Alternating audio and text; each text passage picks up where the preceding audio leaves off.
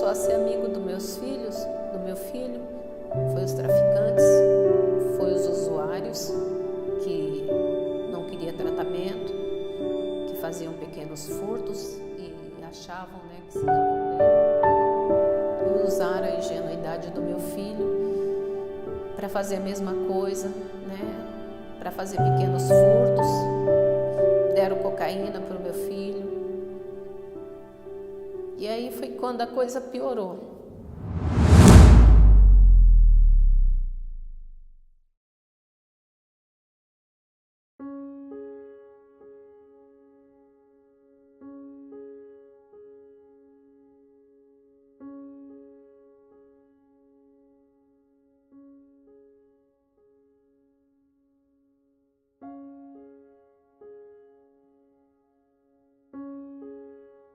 Uns 20 anos atrás eu era uma dona de casa pacata, cuidava do lar, né?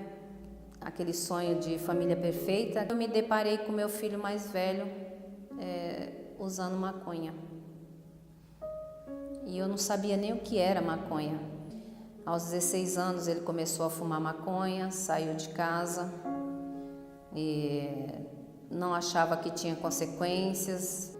Até que depois ele voltou para dentro da minha casa, mas ele voltou trazendo como uma bagagem, né? Ele trouxe uma moça e a gravidez.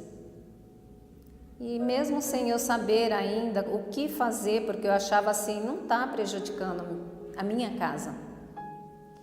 Até que logo em seguida veio o meu filho do meio, o Jefferson de Araújo Feitosa, que começou a fazer uso de maconha, mas antes disso tinha uma vida social, estudava, ele fazia o Jovem Cidadão em São Bernardo do Campo, né, trabalhava na guarda municipal, trabalhava dentro das escolas monitorando, tinha uma vida normal, trabalhava de bico, né, fazia bico em bufês, até que ele fez o uso da maconha e um belo dia eu vim descobrir porque ele surtou.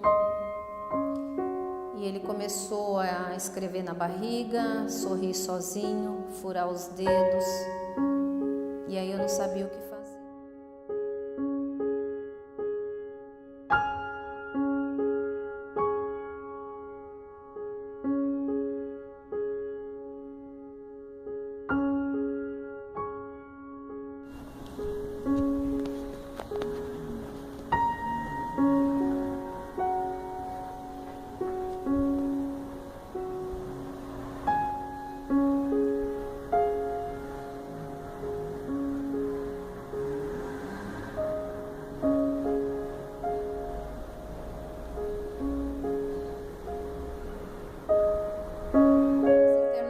Comecei a pesquisar sobre a doença, né, do uso da maconha, o que causava.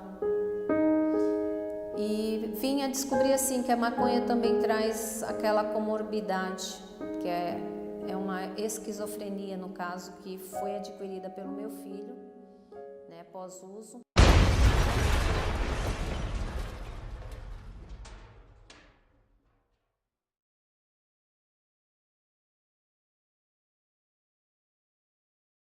Nós podemos dizer que a maioria das pessoas começam falando que começaram recreativamente.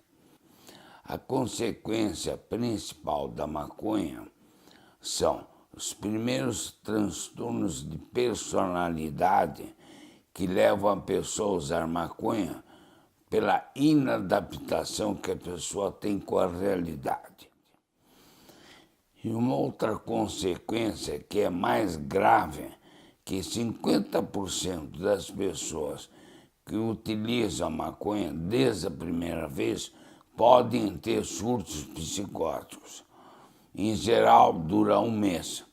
E na outra vez que eles utilizam, pode se tornar uma esquizofrenia crônica. Daí não tem mais tratamento.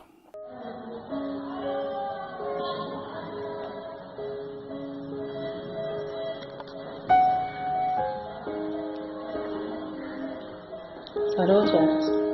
Sim, pelas costas. Não. Tá vendo só? Eu quero enfermeira, ótimo. Muito bacana. Espero que você pense, amor. Vai ficar demais. E aí começou as internações e numa dessas internações ele foi diagnosticado com a esquizofrenia e que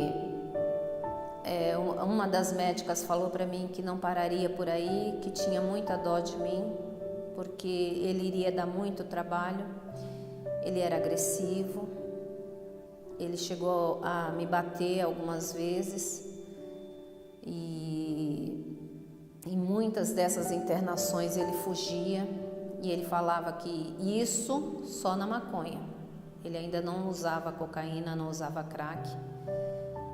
E ele dizia que gostava de fumar maconha porque acalmava a mente dele, que dava uma paz na vida dele.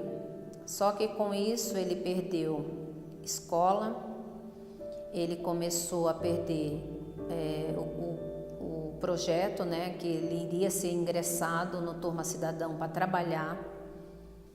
Ele começou a perder os bicos de buffet e as oportunidades.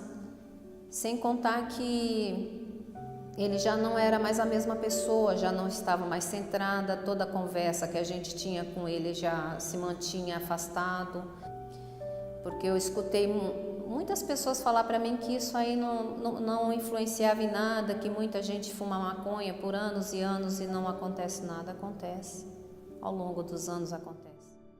E a utilização da maconha por 5 anos afeta o cérebro. Por 10 anos, nós vemos verdadeiras fibroses do cérebro. Fibrose quer dizer uma cicatrização, como de uma ferida. Então a pessoa começa a ficar, né, começa a queimar neurônios, ela começa a ficar com dificuldades na concentração, na memória, né, no comportamento que as pessoas começam a ter. E quando sofre um surto psicótico, elas saem da realidade. Não só quando fumam. Mesmo que não fume mais, elas saem da realidade, começam a delirar, ter sintomas persecutórios.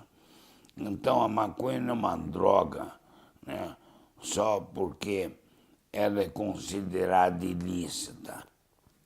O delta-THC é muito, muito lesivo aos neurônios, coisa que as pessoas se esquecem. Mas a maioria das pessoas que tiveram esses sintomas, sejam esquizofreniformes ou esquizofrênicos mesmo em surto, eles não voltam para falar que a maconha que ocasionou isso, né? Que eles dizem, não, continuam usando. Eles só não sabem o prejuízo que eles estão sofrendo. E com 40, 45 anos, por essas lesões, eles já estão com o cérebro envelhecido. Ou seja, é como se tivessem 60, 70 anos, porque as funções cognitivas cerebrais, elas já são deficientes. Se isso não se associar a outras drogas, que ainda são mais prejudiciais e mais rápidas para acabarem com o cérebro. Aí foi o fim de tudo mesmo na minha vida foi quando ele começou a usar o crack. E muitas vezes ele falava assim que ele queria amenizar as vozes na cabeça dele, porque começou com a maconha. O surto começou com a maconha. E ele já dizia que ele ouvia vozes mandando ele fazer coisas más. E ele tinha que obedecer essas vozes, porque senão aquilo não parava de atormentá-lo. E ele falava até que ele fazia uso de drogas que era para ver se adormecia aquelas vozes dentro dele. Algumas vezes me empurraram para fora dos hospitais com meu filho. E eu dizia assim que a mim podiam me escorraçar, mas meu filho não, porque meu filho precisava de tratamento. E muitas vezes eu cheguei a ouvir que o tratamento que quem tinha que fazer era eu. Eu adquiri um câncer de estômago. Quando eu recebi o diagnóstico, meu filho estava no uso do crack. E eu cheguei a falar para o médico, né? Era um câncer que o médico não me deu esperança nenhuma. Foi um câncer raro que não daria na minha idade, né? Em 2011. E ele falou para mim que iria abrir e provavelmente fechar. E eu falei para ele, o senhor faça o que tem de fazer. Primeiramente, Deus sabe o que faz. Mas faça de tudo para me trazer de volta, que eu vou atrás do meu filho. Eu perdi essa batalha. Há um ano, exatamente no Dia das Mães do ano passado, eu recebi a notícia do meu filho, que ele havia falecido. Meu filho deu entrada com problema nos brônquios e dependência química. Não foi contido. E uma pessoa em crise, em surto, ela tem que ser contida, porque ela põe em risco a vida de outros dentro desse hospital. Meu filho já tinha quadros de fuga, né, de evasão de todos os lugares, muitos BOs. E meu filho fugiu, e meu filho no dia seguinte, ele usou pedra, ele usou uma bombinha para poder respirar e ele veio a falecer.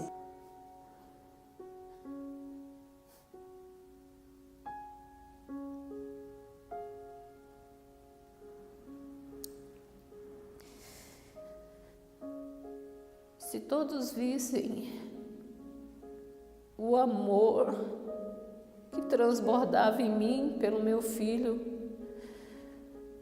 e atendesse a minha súplica, porque a esquizofrenia não teria mais jeito, era crônica.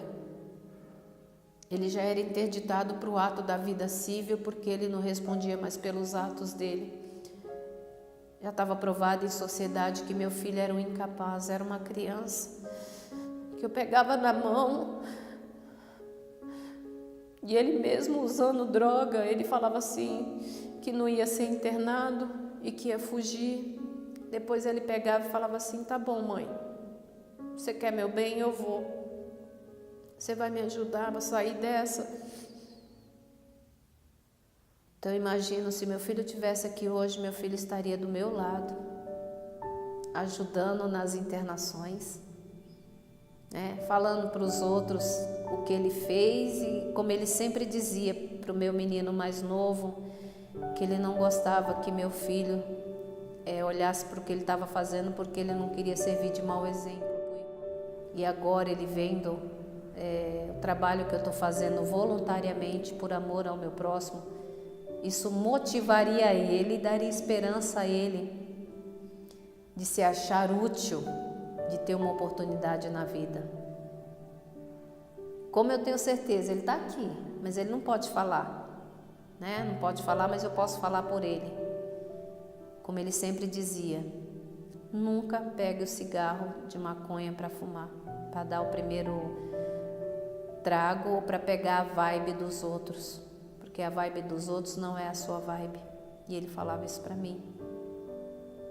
Ele dizia com toda a convicção que se ele soubesse que ele iria ouvir vozes, que ele não ia ser mais uma pessoa comum, ele jamais teria fumado cigarro de maconha, porque ele viu os amigos fumar e nunca viu problema nenhum nos outros amigos.